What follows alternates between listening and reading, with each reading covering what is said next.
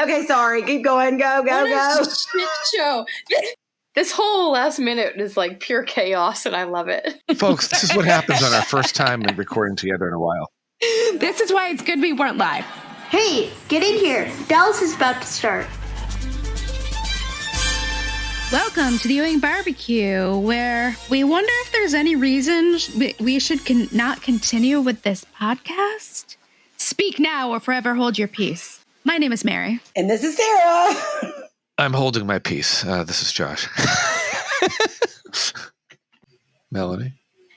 I'm sorry, was that my cue? Yes. I'm Melanie, and I'm back. She's back. She's back. Bitch is back. Stone cold sober? Or hell no. No comment at this time. No comment. No comment. So I noted as we were preparing that it feels like we're all coming back to school after summer vacation, and we should. It does, because Labor Day just happened. Today is September 5th, Right. 2023. That's right. Right? This year has been batshit bananas. Oh, there's a lot going on out True. in the world. Yeah. Do we want to Facts. tell anyone how our summers were or what's been? My summer was pretty awesome. I went on a European vacation. I went to 6 countries in 2 weeks and by train, and it was lovely. Oh. And Melanie, what did you do this summer? I'm just going to put it this way, y'all. I've been going through it this year. Just a bunch of personal and professional shit. So, I don't know. This summer's been a blur. Well, I made it to the beach a couple times. hopefully we can be an escape for you down at South Fork Ranch, Yeah. where we can focus on other people's problems. That's, Yes. I love drama as long as it doesn't involve me. That's Dallas is perfect. Exactly. That's a good point. Yeah. I went out to actually Burbank. We've had a lot of rain in Boston, so I went out to Burbank to escape the rain, and I happened to be there for the first tropical storm warning in the history of Southern California since they introduced the warning system. And we had an earthquake while that was going on, too. But I arrived out there, got to have lunch with Omri Katz, who is going to be starting up the 30th anniversary Hocus Pocus circuit, but they cannot call it a Hocus Pocus event, even though they'll be coming to Salem, Mass. as well. Because of as we all know, the Screen Actors Guild and the writers are all on strike at the same time for the first time since 1960. And they're going on about they want better pay, which they deserve. And they do not want to be replaced by AI robots. Now, Mary, you did one of those little AI things where you had to create a story outline on Doctor Who in Dallas or something. Yeah. That's the first thing I ever tried with Chat GPT was write a synopsis for a story crossover between Dallas and Doctor Who. Ooh. And it was amazing and perfect. And I wish I had it on hand with me right now because I could read it. 'Cause it's great. I'll bring it for another episode. Yeah. Some of the AI stuff is like better than some of the real stuff. Which is frightening. that And I've seen. I know there's a lot of there's Not a all lot of that it, people don't but- understand about AI, and I'm going to be talking with Kevin Page, who played Bum in the near future, and he actually is an AI specialist now, so he's going to shed some light on AI and just what it's all about, where it's going, and that sort of thing, because during the strike, we cannot have cast members on and have them talk about Dallas. They are restricted. Sure. They're not Yeah. allowed to. And we're not strike breakers, so And we're supporting it. As you've seen on our social media, I've been out there. I was out on Burbank, got my SAG thing on, and I was in Salem last week, in Boston. I'm just out there representing on behalf of our podcast and showing that we support them and what they do, and we don't want them to be replaced by robots, and they deserve more money. right. Yeah, and then I ended the trip spending the afternoon with Tyler Banks down in Anaheim. Yeah, it was a good time, and going to try to do something with Tyler before he moves to the Philippines in October. Sarah, what'd you do on your vacation? Not a damn thing. I'm just kidding. I really didn't do anything. Just kind of hung out here. I saw my mom. Had Labor Day yesterday, and that's really all I've done. I've done nothing but work. So I'd like to give a big thank you to our Patreon members, Brendan Phillick, Captain America, Marie Johnson, Michael Jung, Jason Carter, Laura Bernheim, Brad Mulholland, Anita Wren, and Kristen Carlano. Thank you guys. You're rad as always. Yes. Drink to you folks. You keep the booze flowing, as they say.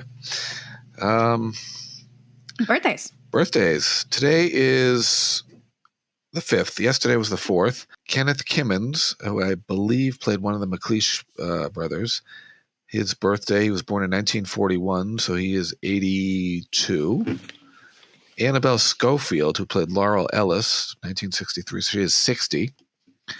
Next week, I always give a shout out to Josh Henderson's mother, Sharon. Her birthday is the 9th, along with Julie Gonzalo. Linda Gray, September 12th. We won't go too far into the future, but a couple of big passing. First, we'll start with Gail Honeycutt, who played Vanessa Beaumont. August 31st, she passed away. And the big one is the man that we would not be here without, David Jacobs. On August 20th, he passed away at the age of 84. So sad. And we have up the interview that I was fortunate enough to do with him for Ultimate Dallas back in 2013. Mm-hmm. And he just had stories. Which was going to be a Patreon only. Like, we were about to put that out as a Patreon only, but we just put it on the main feed. So. Yeah, and I think I know we also on the Patreon, we do have the reunion between Audrey Landers and Lee McCluskey, which is on Patreon. And I don't think we'll be putting any cast-related ones up until the strike is over, unless they're not talking about Dallas. Well, yeah. So that's why, we haven't put any up in a while, and with the exception of David Jacobs, because R.I.P. Is there like any insight? You don't really ever know when a strike's over, right? It just kind of happens, or is there any insight to it right now? Like, I was able to have a chat with Linda Gray's publicist when I was in California, and we didn't actually have a chance to meet up in person. He said that he sees it going for at least 3 more months, if not a lot longer. So nothing is moving, and we both said that they're talking, but talk is not action. Talk is talk. Okay, tonight we are talking about Season 6, Episode 10, Episode 113 of the series, The Wedding. I am not pleased to stand by and see this family torn apart because of the terms of Jock's will. Daddy's will is crystal clear. And because of that will, the chips will have to fall where they may. You'll have to do what you think is right, even if it means that I'm the one that has to stop JR. When all this is over, you and the boys are going to be lined up outside that office door to do business with me, the president of Ewing Oil, and not JR. I wanted to extend a little personal invitation. What's the occasion? Sue and I are getting married. It was written by Will Lorin, directed by Leonard Katzman, and aired December 3rd, 1982. Also on December 3rd, 1982, the number 1 song in the U.S. was Truly by Lionel Richie. And in the UK, it was Save Your Love by Renee and Renato. The number 1 film in the U.S. was Rambo First Blood. Top news stories from this past week in 1982 was the New Jersey Devils had their first hat trick. So I guess that's a hockey team. Yes, that means one player scored 3 goals in a game. I actually know what that means. Okay. I know I actually know that because I grew up with the Detroit Red Wings. Okay. So, and Arkansas had its state rainfall record, which was 35.7 centimeters of rain. Centimeters. I'm trying to figure out what that translates to inches, but I'd have to. Yeah, I don't know. Born this day, December 3rd, 1982, is J.C. Chan, who's a footballer in Ghana. Jake Hager, a.k.a. Jack Swagger from the WWE. And Rico Love, who is an American music producer. And on Dallas. Nobody died on that day that you know of? No one of note that I could find. Oh, good. And on Dallas, this episode was actually number 1 in the ratings, jumped up from number 5 the previous week. It was the show's highest rating for the season to date.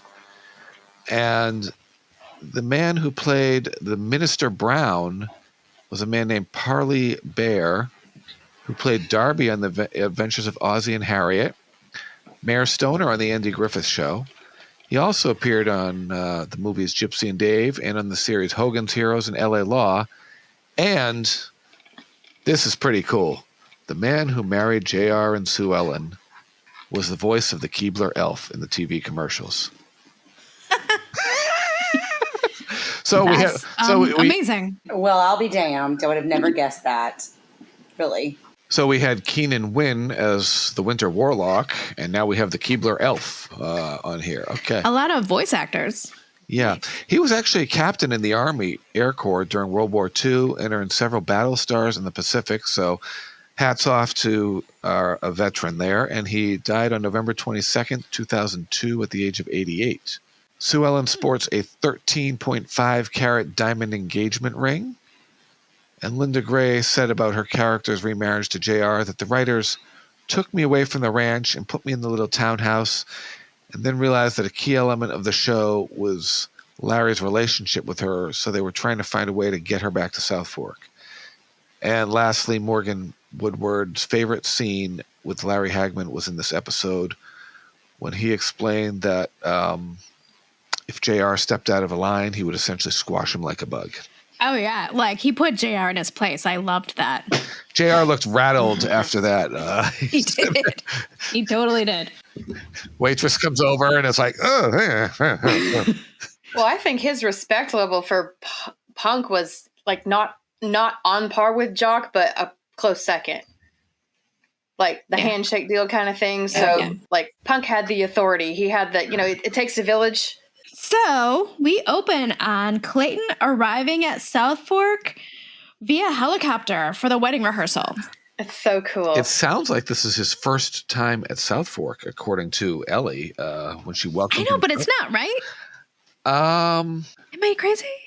I mean, don't answer that, but... A barbecue. Well, wasn't he at the bar... yeah, I thought... He was at the barbecue with Rebecca. Yeah. I mean, he's totally been when there they before. got the news about Jock's crash. Yeah. He was right. But I have to say, like, Ellie is really excited to see him. She, like, runs up and gives him a kiss right on the mouth. Ooh. Ellie, what? Ellie, get your tongue out of there. Keep it back. You're still... Explains why later on. Dirty whore. Just kidding. I'm sorry. I had to. There's my deep end. You dirty hoe. And, of course, JR is drinking a Bloody Mary right out of the gate there. And for Sue Ellen's sake, he's at least cordial to Clayton when he arrives. Yeah, he's pretending. Yeah. He comes up and shakes his hand and says, the day wouldn't be complete without Clayton there to be a part of it. Clayton just smiles and says, I know just how much you mean that, JR. And JR just is like, yeah. They both turn around and walk away. I'm going to get me a refill. The pleasantries. I said my pleasantries. I had to have 6 drinks in me before I came over to say that. So I won't remember this in the morning, folks. Ugh. Pam is a matron of honor, we find out, and they ask who the best man is, and it looks like they're like, oh, shit, who is best man? And Jared's like, oh, well, of course it's my brother, Bobby. And I think someone should have told Bobby because he had no idea. He looked like a deer in the headlights. Yes. Mickey's not impressed with any of this, and he just kind of stumbles into the house there. Huh? Yeah, he's like immediately bored. He goes into the house for the sole purpose of stealing the silver. Which Lucy catches him in. Oh, he totally... Do you think he was actually going to steal it? Or do you think he was looking at it and then... I think he was just kind of looking at it wistfully, like, like these rich shit. fuckers. Yeah. These rich bastards. Although... And Lucy's like, who the hell... He could have... The help? Why is the help in here looking at my stuff? he could have pocketed a knife or a fork and, just kind of messed up the set by one, and... silver is silver. Kind of. And then I feel like he and Lucy have a weird, like, rebel off. Being like, oh, you're the rebel. Oh, no, I guess you're the rebel. Blah, blah, Yes. blah. It's easy to be a rebel when you're rich. Well, you remind me of someone, but he's in jail now. Yeah. Roger. That's so funny. But, and then he thinks they have something in common, and she's like, yeah, we got nothing in common. Except then he walks off, and then he has Lucy's attention. Dun, dun, dun. She's got those eyes a little bit like, ooh. She's like, He gave me shit. I would like him now. Ooh, someone else that I can have a rocky relationship with. Back to the rehearsal. So we go through the entire rehearsal, which just seems excessive to me. Like, why do we have to go through the whole thing? And then I realized there are 28 episodes this season. They had to fill it somehow. Yes. Holy shit. And here we are sitting in the middle of a strike where it's possible we won't get anything for any season this year. 28 episodes. That's like 3 years of a show these days. It blows my mind. Yeah. The most they had, I believe, was 31 during the dream season. Right. It was like 31 or 32, something like that. That is nuts. So many. Now they go for a quality over quantity, and even some of the quality today is crap. I mean, yeah. But though they did have a ton of money to use back then. Oh boy, so did they! And you only had 3 networks, and that show's on film. Yes, and again, these rich bastards are having a wedding in their freaking driveway. I was thinking that too. I'm in the driveway. Like, you couldn't even like put it on the pasture somewhere, like a nice grassy area. Why didn't they have one of the many outbuildings or barns turned into a venue? But even that, after all the weddings are there, it's like the South Fork curse. Why would you even do it there? It either rains or somebody gets shot or somebody dies or something. It's just a curse. Because the legend of it all goes back to Jock and Miss Ellie. Like, it was their marriage that saved the whole thing, and maybe that was the only one that was meant to be. Maybe. So maybe the new challenge is for some couple to get married there and actually freaking make it last like they did. I don't know. I'm off on a even tangent they now. almost got divorced. Yeah. That's right. I am Takapa. So Pam and Sue Ellen are going to go into town to do some wedding stuff. JR and Bobby are off to their work. Ray and Donna go home, and Ellie invites Clayton to stay at the ranch. My favorite is when JR says he has to go back to work. He says he has to go back to make an honest buck. That'd be nice if he started doing that, JR. Okay. I mean, really. I would say, really. That's like shit. I mean, that's like, you expect him to walk away and like have his fingers like crossed behind his back or something like that. Totally. I wonder if that was a Larry ad lib. Probably. That sounds like it, quite honestly, yeah. Of course, we remember the story Michael Priest told about the time that they would just hand them a blank script because so many people were improvising lines. Right, yeah. Said, here, just fill in your lines here. So Clayton was going to catch a cab. Ellie says, no, you're staying here. And he says that he would with pleasure. And this is where I realize I'm pretty sure that Howard Keel is from California because he has that accent where he says pleasure. And because people from California say that and measure instead of measure. One of those things I noticed. Pleasure. Oh, very interesting. It says pleasure. With pleasure. Pleasure. I find it interesting that they obviously had to be playing nice for the wedding, but not even JR had a problem with Clayton staying at the house. Right. No one even mentions it. Howard Keel is from Gillespie, Illinois. Huh. Interesting. Wonder where he picked up the pleasure. Oh, anyway. This scene with JR and Holly Harwood is quite humorous. Oh my God. Does she ever not wear a swimsuit? No, she always wears a fucking bathing suit. And I don't. Every scene. I think I've seen her in clothes maybe one time. Maybe once. I think the Oil Baron's Ball. Yeah. Maybe once. Was she in clothes on the boat that time? No, she's in a bathing suit. She wants to get in the pool because she just broke up with Bongo or Jordan or whatever. Why did they name him Jordan? Couldn't they come up? We already had a Jordan on the show. Come up with another name, writers. I know. But so yeah, she's broke up with Jordan and she wants him to go into the quote unquote pool She with wants to go her. in the love pool. And JR's just like, what? No, I have actual work to do. God. And I can tell. I'm kind of surprised that he turned her down, quite honestly, because he's such a dog. Well, no, And that's an insult to dogs. he needs. He thought about it. He needs to wait until Yeah, Sue yeah. Ellen is back Yeah. in the stable. Once she's in the stable, he can leave the stable. So he has to wait till after the wedding. Yeah. Such a dumbass. He is such a dumbass. So stupid. Oh, yeah. He's like, okay, like, I just have a business thing. You just have to sign this. I think you need to sell these properties. And then she's like, but those are things that are making money. Like, those are really good. Like, she's asking legit questions. Like, these are good things. Why would I sell this? And he's like, oh, no, it's not good for you. It'll be good for Petro State, who's going to buy it. And then she's like, who's Petro State? He's like, don't worry your pretty little head about it. Don't worry your lady head about it. Just sign the papers. It's me. I'm Petra State. I am Takapa. I am Petra State. He didn't want her to ask any more questions because he does not want to have to answer those. I learned so much about dummy corporations and all that crap from Dallas. Like, seriously. Yeah. Oh, yeah. Some people have asked me why I go down the rabbit holes that I do on Google before. And I'm like, well, you see, I learned about shady business shit from J.R. Ewing. Mm-hmm. Basically, if there's a paper trail of corruption, I got my education from J.R. Ewing. Yeah. And JR quickly flees when she asks him at the end if She would like to say for a swim. ... swim. And he just like turns around and looks at her like, my co-pilot wants to go for a swim, but I can't. I gotta wait till after I'm married. So Clayton and Ellie are sharing some lemonade, and she wonders if the wedding is a bit hard on him since Dusty and Sue Ellen had been in love and stuff. And Clayton was in love with Miss Sue Ellen too, but Ellie doesn't know that. Right. I don't think actually Ellie ever knows that. No, I don't. Unless she just knows it in her Miss Ellie way. I don't know. But Clayton talks about how Dusty is happily married to Linda, not Linda Gray, but full pun intended.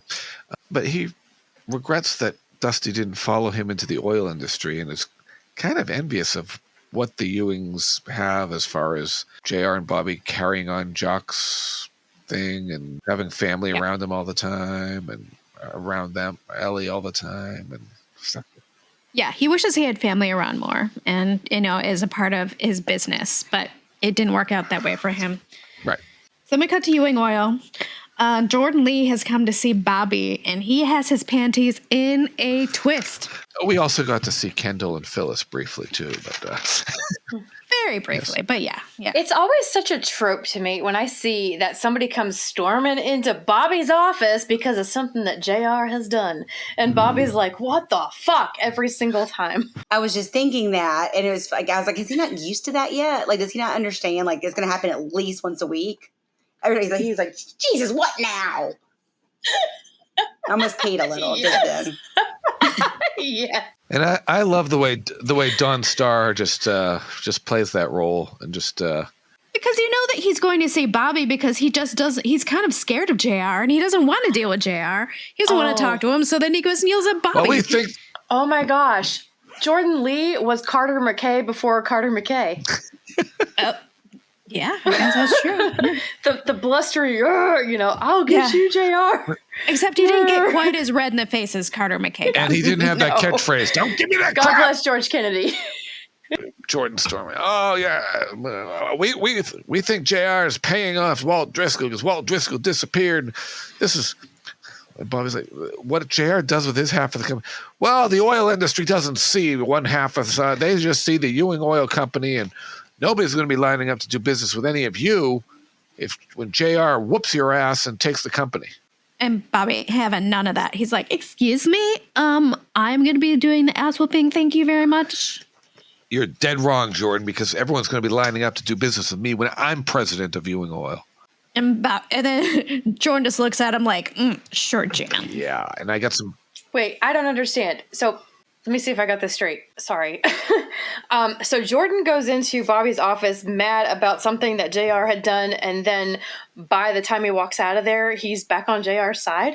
No, he's No, he's just he's afraid.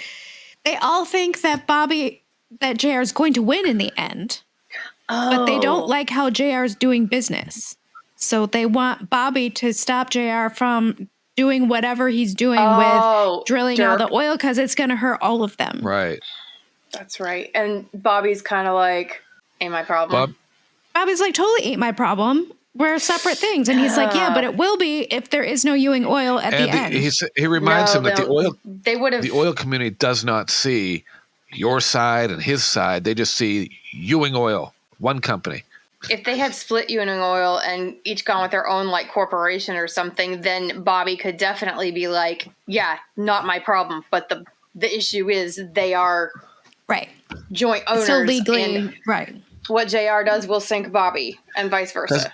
Yes. And then, of course, JR reaps the benefits when Bobby does good things. Because this contest, the outside world doesn't see his half and his half, and they just see one company. They don't care about, Then Bobby's like, all right, I need the accountants and geologists up here tomorrow at 2:00. Get them on the horn, Phyllis. Because he needs to see if it will be that bad. Meanwhile, back at the range. Meanwhile, Mickey asks Ray about Lucy, and Ray is just like, nope, back off. She doesn't need you. Out of bounds, off limits, keep hands off, keep away, which makes Mickey more interested. She's out of your league, bro. Which makes Mickey more interested. Oh, yeah. That's the number one way to get Mickey to go pursue her more. I mean, come on, Ray. What are you doing? Yeah.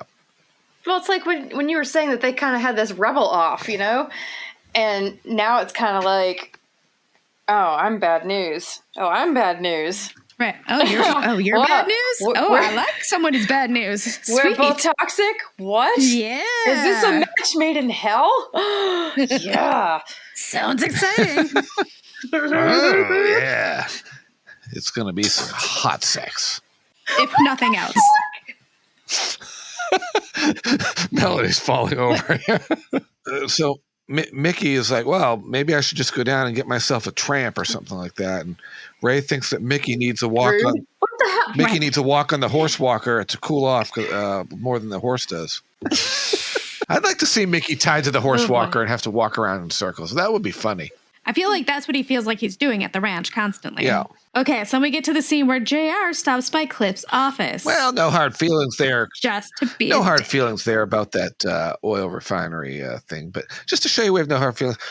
We're having a little gathering, some of my friends and I, this coming weekend. I'd like to invite you. Here's one ticket to my wedding to your ex. Actually, pretty she's my recent ex too. Yeah. JR is basically like showing up in Cliff's office to like unzip his fly and be like, mine's bigger. Totally. Yeah, he's just being. He's just. He's being. It's so mean. And Cliff's health insurance company is still paying the hospital bill from his suicide attempt. So he gives him the wedding invitation and then exit because he is a dick. And Bobby returns home at night. Do you notice every light in South Fork is on in the background? Every light in the house. Yeah, it's really bright, and they're having pre-dinner drinks. They're all. I bet that's something that's like it's like a pre-dinner thing. Like Teresa knows to walk through the house and turn on every single light before dark. yeah. I just noticed that. I was like, okay, they're the. And everyone's just discussing Sue Ellen's dress and fun things. Did you have your fitting today? Even JR, he's like, did you have your fitting today? How was it? Oh, come on, Pam, you can. And I kind of like that little rapport he had with Pam for a minute, where Sue Ellen was like playing kind of coy. Oh yeah, and he was like, "Oh come on, Pam, how does she look?" Right. And I was like, "That's kind of sweet, actually." It was a nice moment between them folk for like 1 second. Right. Yeah. And then Bobby walks in to ask him what the fuck he's doing. Yeah. Is that going to be the new thing for Bobby? What the fuck are you doing? Hey, Jordan stormed into my office. I'm going to storm into the house. Let's just spread it around. JR avoids actually answering any questions, though. He's just like, hey, I don't talk about... Mama doesn't want us talking any business. And he's like, Mom, it's not me. It's not me. I don't want to do this. Okay, JR. I mean, hold your ground, Bobby. Dinner or no dinner? Yeah. Well, so then he just decides to take Sue Ellen out and to Ellie dinner. and Clayton have come in the background and have witnessed this exchange. Clayton, you really want your family around you like this? It's like Ellie. Yeah, no. Like they walk in and Ellie's kind of like, "This is my family." Yeah, and Clayton's like, "I ain't scared." Up family. Cuckoo. Cuckoo. Okay, back to Cliff and Afton. Yeah, Afton walks into Cliff's apartment. And I love that, like, he walks in, Cliff is drinking, and the first thing he says is, "This is only my second drink. I'm not drunk." I'm not drunk yet. Give me time. And she's like, "Okay." I'm not drunk. Give me time. My daddy used to put a lot more down than this. I can handle it. Oh, then he just basically hands her the invitation. He's like, look what this asshole brought me today. And she's just like, oh. Yeah. But he says he's going to the wedding with or without her. Yeah, and she's just like, do you think that's a great idea? And he's like, you can go if you want. I don't care, but I am going. Why don't I take you out? Why don't I take you out for a steak? As long as it's not for Chinese food, she says. Anything but Chinese food, so we have to drink. Woohoo! Chugga-lugga, chugga-lugga, chugga-lugga. So then Dave comes to see Donna and asks her to help more in the committee. I thought it was funny that they rode in on horses. They were out like. It is kind of. I've never seen It's the brigade. What's that? Said it's the brigade. Stupid. Sorry. Stupid. I'm just kidding. I was trying to go, but it didn't work. I forgot that was a horn. That was a clown horn. Excuse me.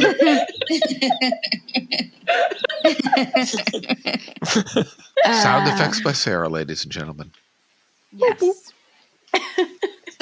So Dave tells Ray how awesome that Donna is and how everybody like knows he's. And Ray's like, yeah, I know how awesome she is, and you can like hear his inner monologue is like, and I'm not intimidated by it at all.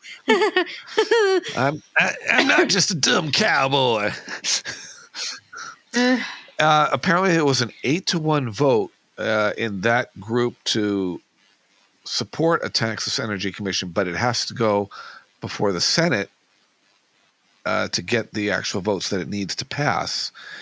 And they agree to meet at dinner with Bobby and Pam after Dave's meeting the next day.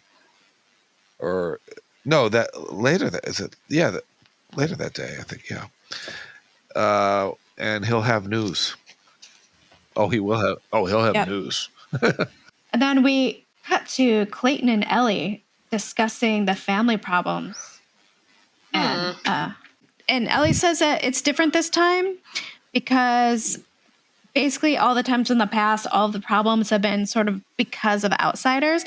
And now it basically the call is coming from inside the house. So they went from external to internal, pushing out. A call that's coming from inside Southport. We're watching you.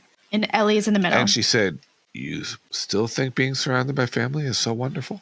Then we cut to Lucy. She goes to see Blair. Leland Palmer. Get to see Leland Palmer.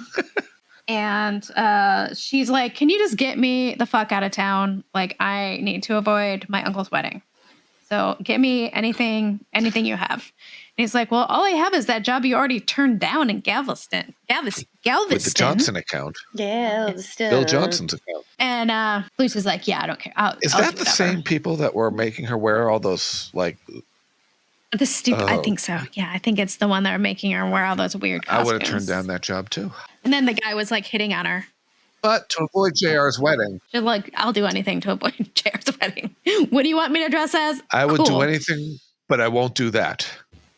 So we see Bobby's meeting that he 2 p.m. meeting with the 2 p.m. meeting to discuss JR's pumping party that he's having. And that doesn't involve any of his women. Pumping That party? doesn't involve Holly Harwood or any of his mistresses. No, he's just pumping to capacity.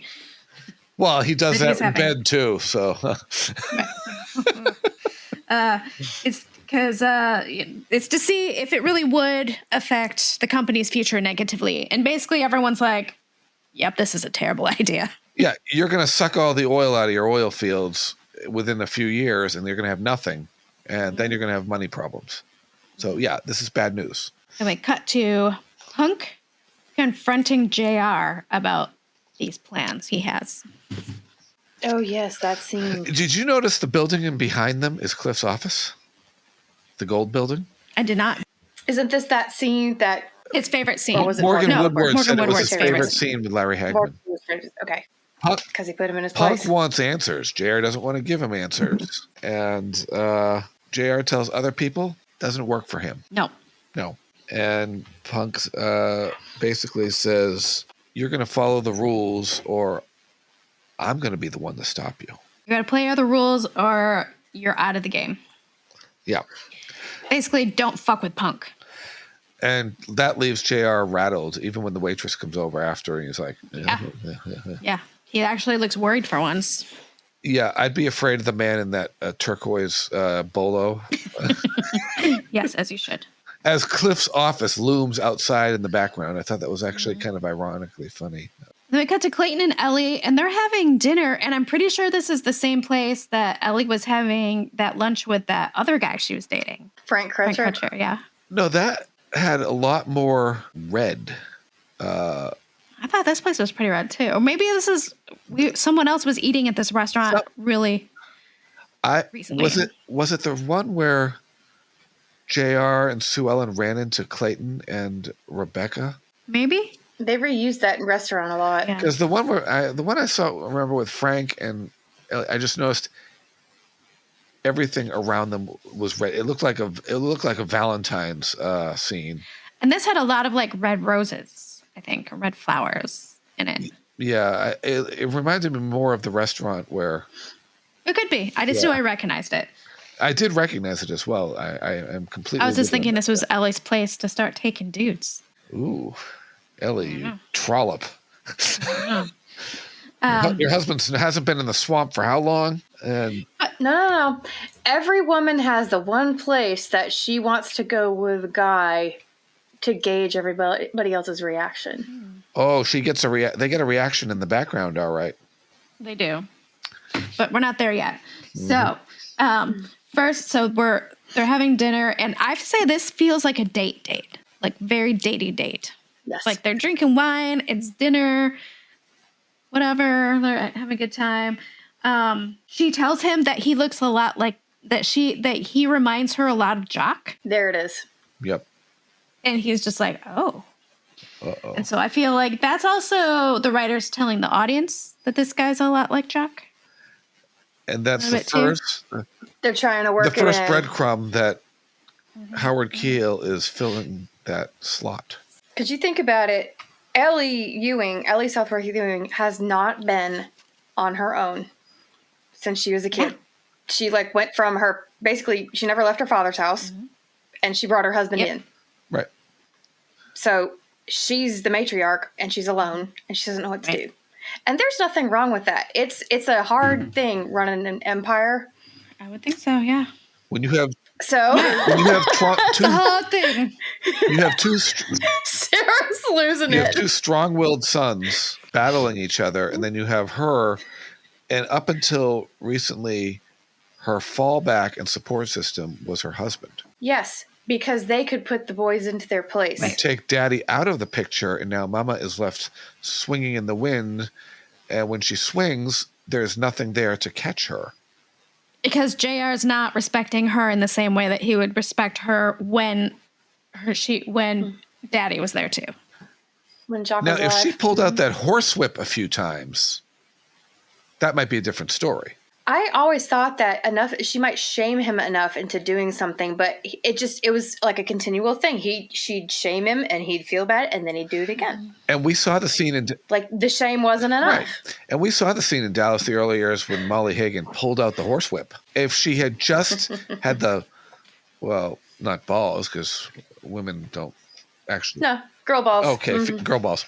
If she had the girl balls to pull out that horsewhip on her own kids, JR and particularly JR, or both of them when they were going at it in the living room, Yeah. they might eventually go, "Oh, this woman means." Yeah, she needed to be more hardcore. Yeah. Of a mom. She needed She to. let Jock do all that stuff, and she should have. Yeah, and That's when she should have put her foot down. and pulled out the horsewhip. Didn't she even say something to, was it Pam or Sue Ellen? One of them, about how she let JR go off with Jock too young? Yeah. Like he was a toddler, like John Ross. Right. And Jock just kind of took over. So she was like, okay, and backed off. Yep. And then Gary was her sweet boy that stayed home with her. JR probably was more vocal than our John Ross at that age than this John Ross. Maybe. Oh, I'm sure he was the most precocious little shit in the world. Yeah. So anyway, they're having dinner, and then, someone sees them and is not happy. I spy. Dun dun dun. Rebecca. My little eye. Rebecca Wentworth sitting in the background. And she's not too happy. Now, things like that, you know, everybody's seeing everybody else in restaurants with people they're like dating or whatever. In this show, I'm like, is this the 80s definition of a situationship that I'm witnessing? I think so. Yeah. Yeah. Uncomfy. They're all... But I mean, I thought they were getting on pretty good. I mean, Rebecca and Clayton seemed to really like each other. They did. Yeah. And then so I can understand her being like, what the fuck? Yeah, I think they were getting on quite a bit, and then he just started hanging out with Ellie. So, yeah.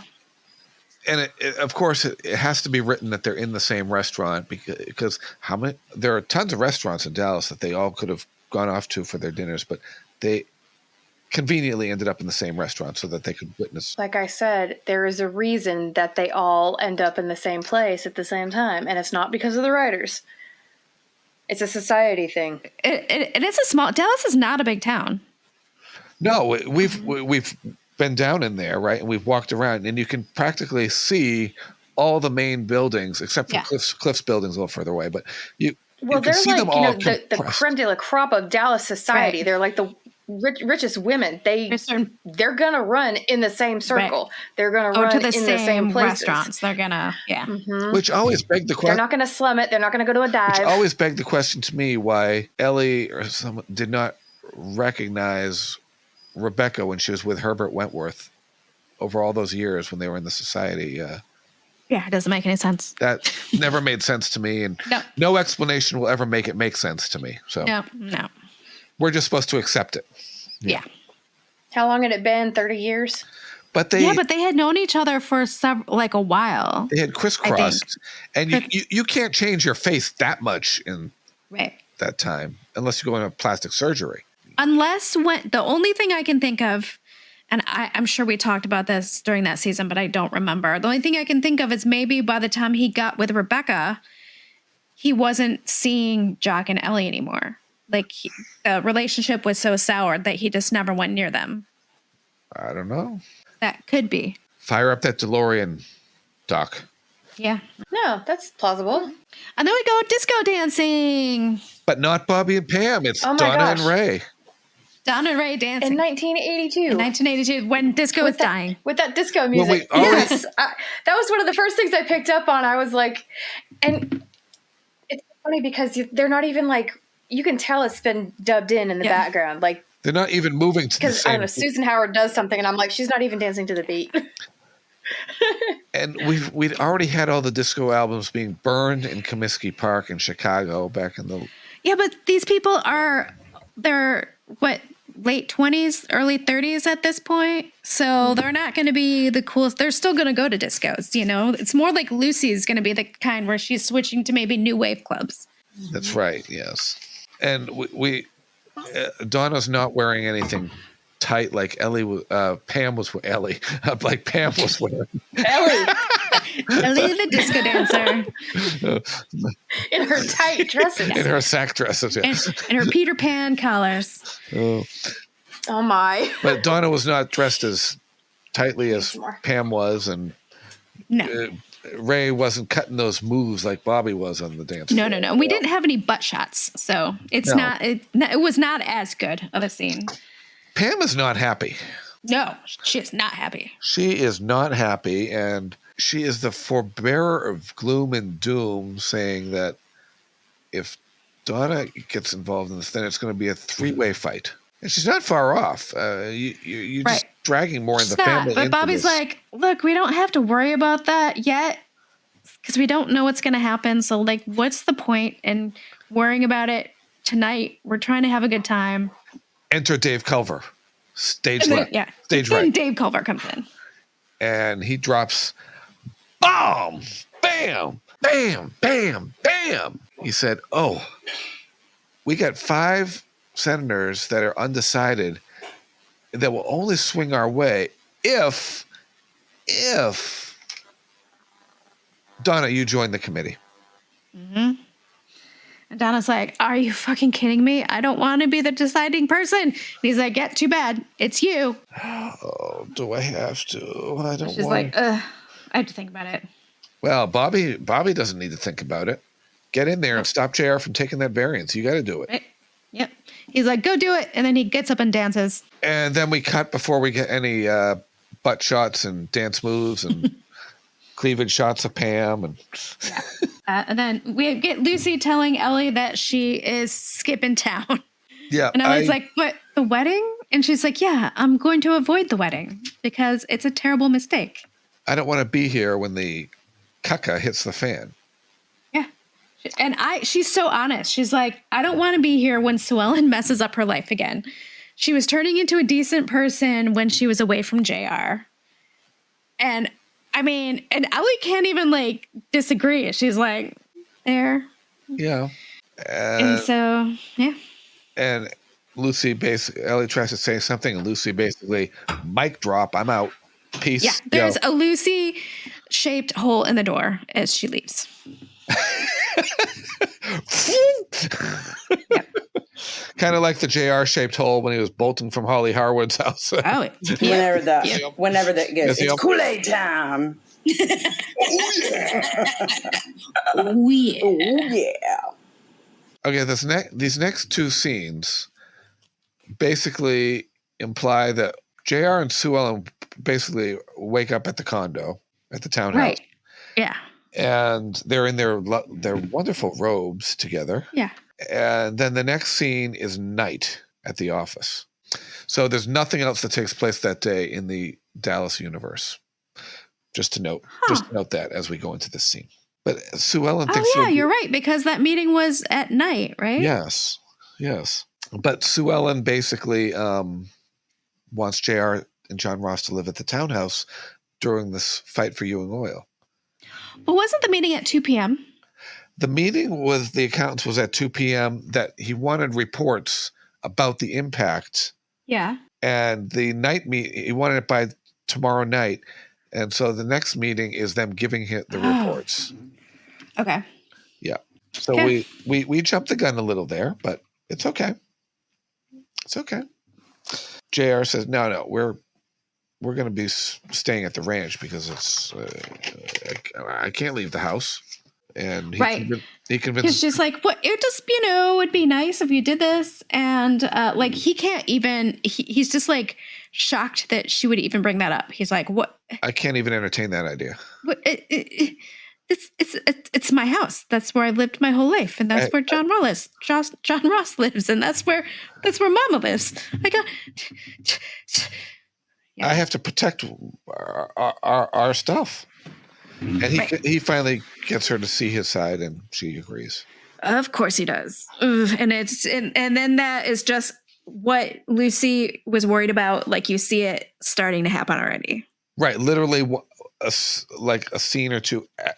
After Lucy plays the Afton premonition role here. Yes, she's drinking from the Afton clairvoyant waters. She is, but I mean, this is all shit that she's seen her entire life. She's just like, I can't. It's like rinse and repeat. And then we cut to South Fork, where it's pre-dinner drinks, and JR and Clayton are talking about football. Random. It was very random. It didn't fit at all to any part of the show. Not at all. I liked it. I thought it was funny. It was just so. And then Pam is talking about some string bikini in the background. So someone coming in with like, okay, all right. And then all hell breaks loose. Yes. When Bobby comes in. Then we cut to Afton telling Rebecca about Cliff's plan to go to the wedding. And Rebecca says, "Those damn Ewings." So we have to drink. Oh, yes. Those damned Ewings. And Afton is worried that Cliff is still in love with Sue Ellen. And Rebecca's like, you know what? If you love him and you want to be with him, fight for him. You know, because you're better for him. And that's why she is going to show up at the wedding with him. And then we cut to Ellie, who's out walking on the ranch. And like, where is this supposed to be on the ranch? I feel like I haven't seen this part of the ranch before. Let me see. Ellie is walking. Donna comes. It is. We've been there, right? It is near. God, what's her name's? I think Elena's cottage is nearby there. It's in that. I mean, like, I don't think that they've shot this part of the ranch yet. I think it's kind of a new part that they're shooting.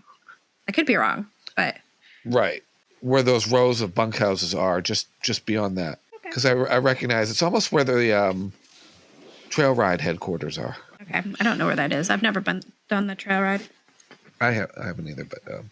So anyway, Ellie's walking, and Donna asks her opinion about Ellie's opinion what she should do, because she's like tells her like, you know, this could be a bad deal because it could be like a 3-part fight thing, and Ellie says, you know, do whatever you think is right, you know, even if you have to go against JR, like if that's the right thing to do it, whatever. And that is going to create some scenes.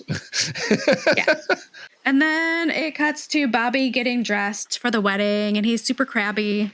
Right. And saying that if JR does anything, he's going to spend his wedding night in the hospital, which actually would be very appropriate. It would be, yes. And people are starting to arrive at the wedding, and Clayton and Punk come, and Ellie is like, is it just me, or are you two the only oil men here? And they're like, oh, yep, maybe. I don't see anybody else. But then that weirdness gets broken up by the fact that Afton and Cliff arrive, and that's super awkward.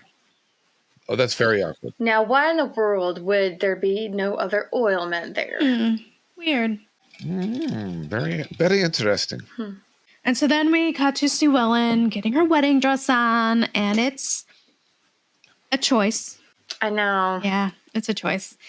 It's not white. Like it's not white. It's, I don't know, what would you say? It's like a goldish, silver gold, it's a little metallic. Silver, maybe more silver. Silver and it's like a business suit, like a skirt suit. Yeah.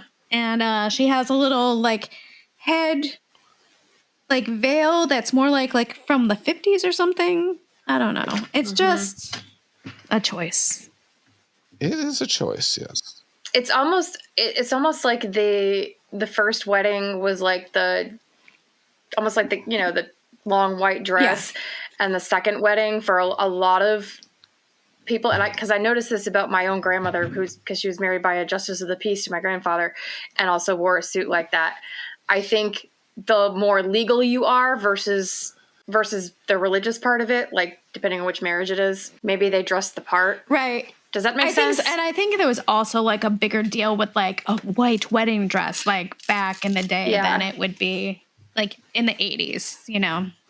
Right. Yeah. But yeah, and then I think it was still a thing, you know? And then Pam's dress is just like this brown thing with like I'd say she definitely can wear it again. Prairie style. Yeah. Like it looked warm, and I'd have to remember this is supposed to be the beginning of December in Texas. So okay. Right. But yeah, I guess it's not a super dressy wedding as weddings go. But I guess it's, you know, the second wedding, so that makes sense. So then they start walking to the music and to the wedding, and it's an organ and a violin, which the violin is nice. The organ also seems like a weird choice to me. But it's very 80s. Maybe that's it. Maybe it's just a very of its time. I don't know. I was like, oof, okay. The Keebler elf man starts the wedding ceremony, and Dearly beloved, we are here to gather for some Keebler elf cookies, and she sees Cliff as she's walking in. Awkward. And stops. Awkward. It's like, girl, Super awkward. do not Stop.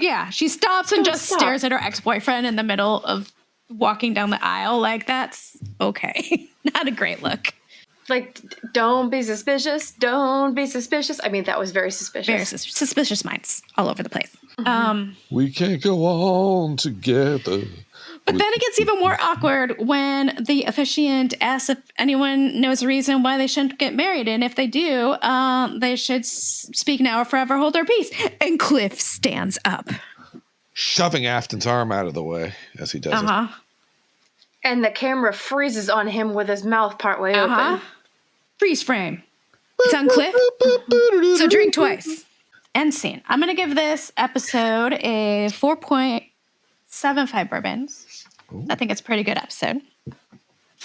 And a Harley Harwood bathing suit.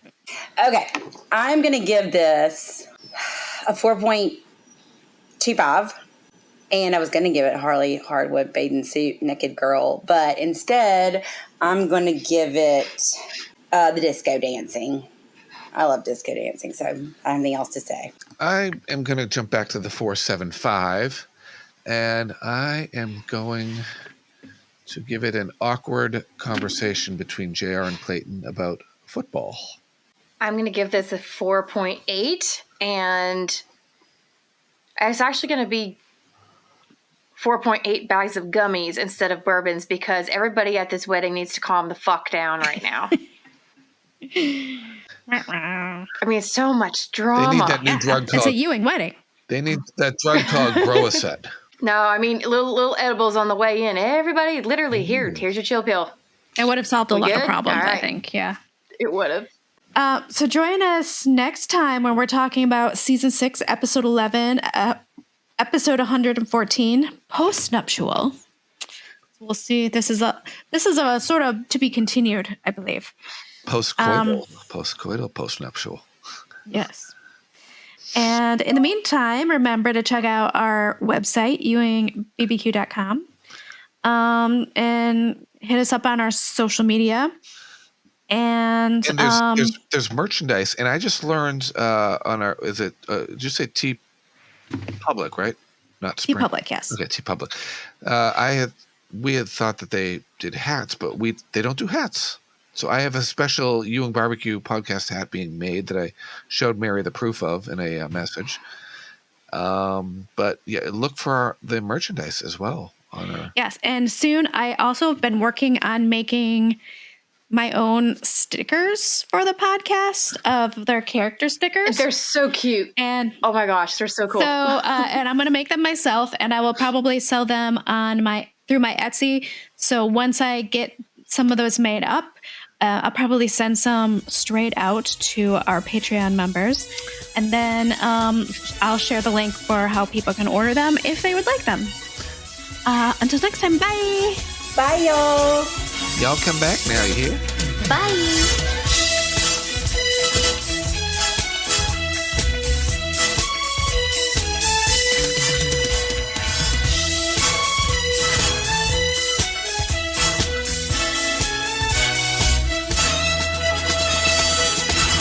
Next on Dallas. Here are your keys back. I won't need them anymore. Hey, what's going on? Cliff, I have had it with you. You want Sue Ellen? Fine. Go to her. Could my association with him hurt Harwood Oil? That all depends on what your association is. He owns 25% of my company. I wouldn't want to be in JR's shoes if the Justice Department caught him. They'll just shut down your whole operation. I assure you, a thought like that never crossed my mind. Whatever it takes, I'll stop you from destroying Ewing Oil.